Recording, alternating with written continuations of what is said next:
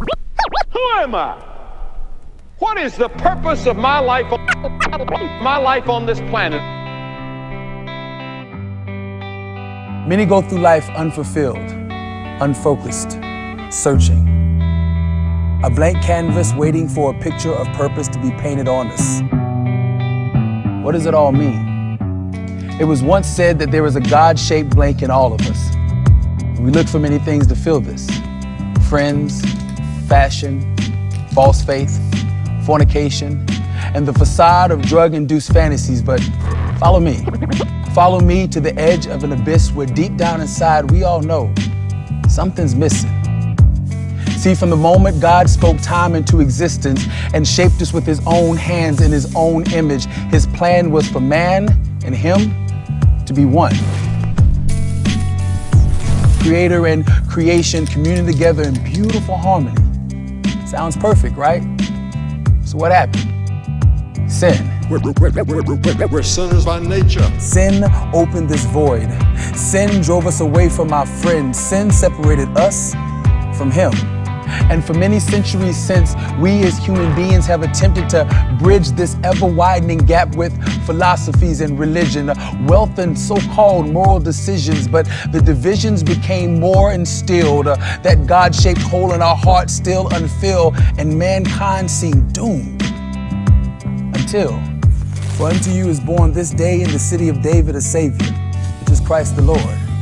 And ye shall find the baby wrapped in swaddling clothes lying in a manger. Oh, but this wasn't no ordinary baby.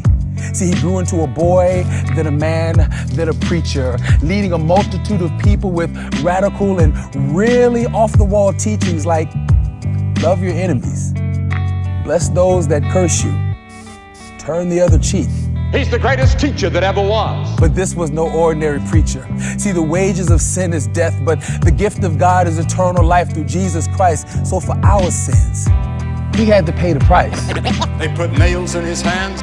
Betrayed and denied, they hung him high and stretched him wide on a cross for you and I. And over 2,000 years ago, Spiked through his side. the Son of God, our lamb slain before the world began, died. One of the most agonizing physical deaths that a person can suffer. They buried him in the tomb of a friend, and for 3 days his mother cried.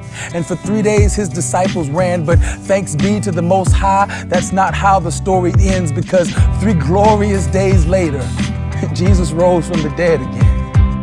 Oh, but this just wasn't any ordinary sacrifice, because he became the way, the truth, and the life. And we now have a way through the Father through him. Through the cross, we're now able to get across that great divide caused by sin, separating us from him. And he's calling us, but we've got to come. See, the choice is still ours, but he has provided all the love.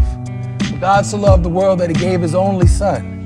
And if we only believe that Jesus Christ paid this price, Jesus said, ye shall know the truth. no more separation, no more fear of death, no more holes in our heart, but we can now have eternal life. You see, God gave man a choice. You either accept it or reject it. Pray this prayer out loud after me. Oh God, I am a sinner. I'm sorry for my sin. I'm willing to turn from my sin. I receive Christ as Savior. I confess him as Lord. From this moment on, I want to follow him and serve him. In Christ's name, amen.